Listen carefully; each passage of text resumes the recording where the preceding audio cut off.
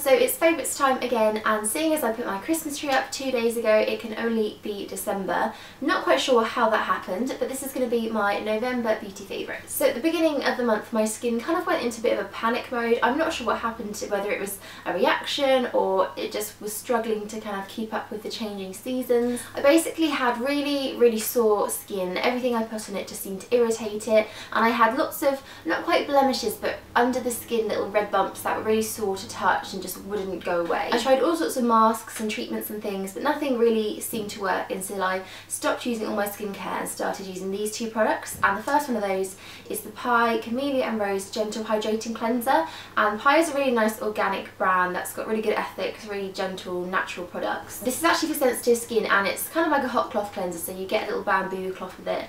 But it's very calming and soothing. Instantly when I put this on my skin, I could feel like it was just taking all that irritation down. It was really just making it feel better. I wasn't really wearing a great deal of makeup throughout the day just because my skin felt like it couldn't handle it, but this does take makeup off really well. It kind of dissolves away the majority of eye makeup without irritating or stinging, so I've really been enjoying using that. And I've also been pairing it with the Chamomile and Rosehip Sensitive Skin Cream, which is from a similar range from Pi, and again it's just a really gentle, quite hydrating but not overly rich moisturiser. They've both got a really lovely natural kind of planty botanical smell to them, but I can honestly say I think thanks to these two my skin has just got so much better over the course of 2 or 3 weeks. I definitely think these would be great if you have just sensitive skin in general, or if you don't like using products with a lot of chemicals in them, because they've really helped my skin out. So more recently I have been wearing slightly more makeup, and to take it off I've really been enjoying using the Clinique Take the Day Off Balm, and this is almost like a solid oil. It's really quite a hard texture, but you scoop a little bit out, massage it all over your face, and it sort of melts away, and all your makeup dissolves in it, and then you can just either splash it off, or I like to use a muslin cloth just to kind of polish the rest off. It does a really good job of taking off pretty much all my makeup and getting my skin ready for a proper deep cleanser, and I've been preferring to use this over something like the Bioderma Sensibo or just a general cleansing oil, just because I find it slightly richer, and my skin is definitely suffering from the winter cold. It's got really dry, really dehydrated, so I find this just adds a bit of extra moisture when you're using it. So next I have two hair care products that I'm pretty excited about. I've been absolutely loving them all month. They've been doing wonders for my hair, and I thought it was about time that I tried something from Oribe. And I'm going to say Oribe throughout this video because I think that's how it's pronounced, even though it looks like it should be said Oribe, but I know a lot of people say Oribe, so that's what I'm going with. So the one thing that got me really interested in the brand was the Maximista Thickening Spray, and this is basically just a liquid spray that you put onto damp hair and then blow dry, and it just adds the most intense amount of volume I cannot even explain. You can put it root to tip, it doesn't feel sticky, it doesn't even weigh your hair down, it feels absolutely weightless, but it just has this amazing lift to it. I even like to spray this on dry hair just to give it a bit of texture, or if I'm using a heat tool like a curling wand or a straightener, something like that, I find if you put a light mist over dry hair and then use that, it just holds so much better, so you get more of a long lasting curl, your hair stays straighter for longer, so it's such a multi-purpose product. I also really love the smell of this. I can't quite explain it, it's almost like licorice, but I hate the smell of licorice, so it can't be that.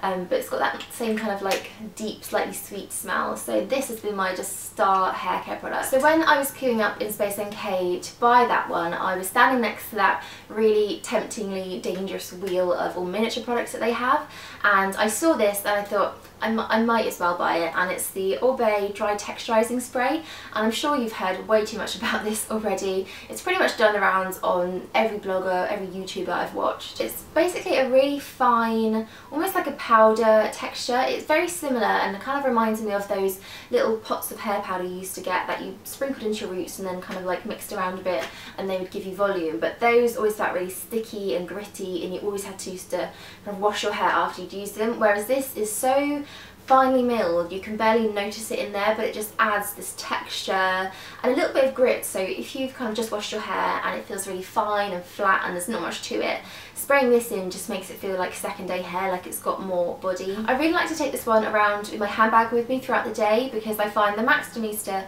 pretty much has volume in the mornings covered, but when you're outside and you know humidity gets to your hair and heat and central heating, all sorts of things like that, it can get a bit limper and kind of flatten down a bit, whereas this then sprayed into it just boosts it up again and it brings the volume back. So these two are definitely a little wonder combo. I've got quite a few makeup favourites here, and I will start with the one that in last month's favourites video I actually predicted that I'll be mentioning, and it's the Nars Guy Bourdin One Night Stand palette. And this is a limited edition, but I'm sure you can still get hold of it in some places. So it's basically a face palette with 6 colours in there. It's got 4 blushes, a bronzer and a highlighter. Now I knew I would be getting a lot of use out of this, but I'm surprised at how much it's actually been in my routine. And these blusher colours is pretty much all I've been wearing for the last month, especially this one here, which I think is Deep Throat, which is a really pretty pink. It's not too corally and it's not too pink, it's just the right amount of kind of flushed colour on your cheeks. I've also been really surprised that I've been using Laguna a lot, and I do have the full size of that one,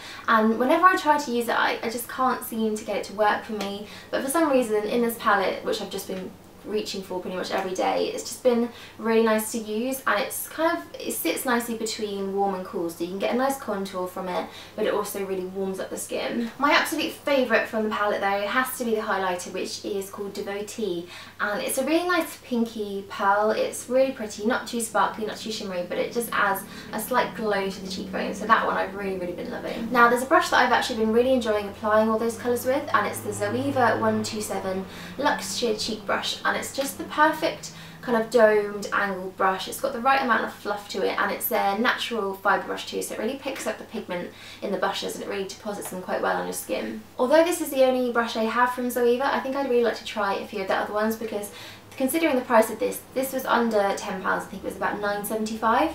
It's really great quality, and I can tell this is going to be, you know, a real staple in my brush collection, so there's definitely a few more of those I'd like to check out. So Nars have pretty much been taking over my base routine this month. I absolutely am in love with their Radiant Creamy Concealer now. I had my reservations about it to begin with, but now I just cannot get enough of the stuff. But one product that I kind of discovered this month that I've been just using non-stop is their Pure Radiant Tinted Moisturiser. Now I am by no means a tinted moisturiser girl. I like my foundations to have coverage, but this one is a really nice hybrid between something that feels incredibly light and breathable on your skin, but something that covers and does make you look quite flawless. I find the formula to be quite thin, so you know you can barely feel it once you're wearing it, but it's quite pigmented, which is nice. And the great thing about it too is the colour range. Usually with tinted moisturisers you get about 2 or 3 choices, and there's never one light enough to suit me, but the shade Finland, which I think is the lightest one they do, is pretty much a perfect match for my skin. I think when it comes to my skin I've really been preferring to use the lightest kind of coverage I can get away with, and then just topping up with a concealer just to cover any redness and blemishes and things,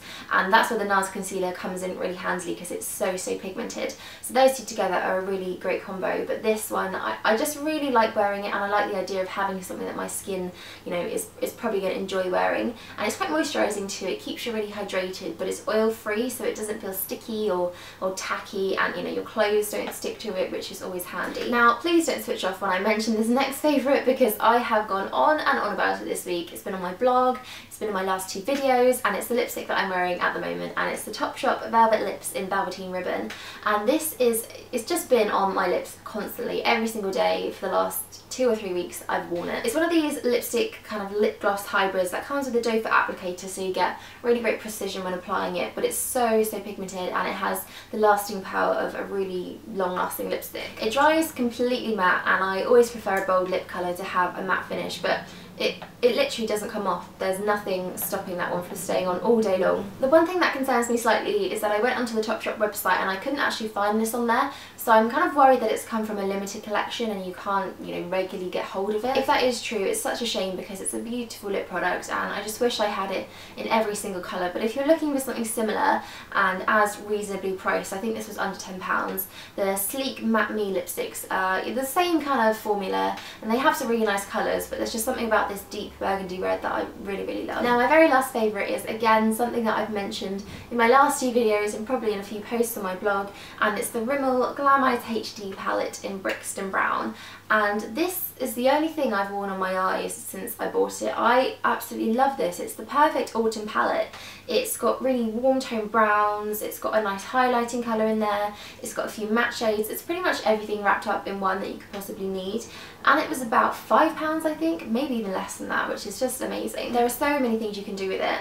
I've got the 2 top colours on today and I like wearing those when I have liquid liner on just because they kind of give that little bit of definition to your eyes but they don't overpower the liner. I also think this highlighter is so pretty. I even use this on my cheekbones sometimes, but it makes for a great inner corner highlight. And then this dark brownish colour here is a really nice one for a deep smoky eye, so I've been using that a few times. I actually wore it when I went out the other night and it was really nice. And the very last colour in the middle here is this kind of deep sort of rusty bronzy orange toned brown, which I think would be so pretty just washed all over the lids on its own and just lashings of mascara, so I'm really looking forward to trying that one out too. The pigmentation and the textures as well of the shadows are just beautiful. They're really pigmented and they go on so smoothly. They really blend quite easily, so I can't speak highly enough about this palette. So those were my November favourites, guys. I hope you enjoyed watching that. Let me know if any of those are your favourites this month, and I will see you on my next video.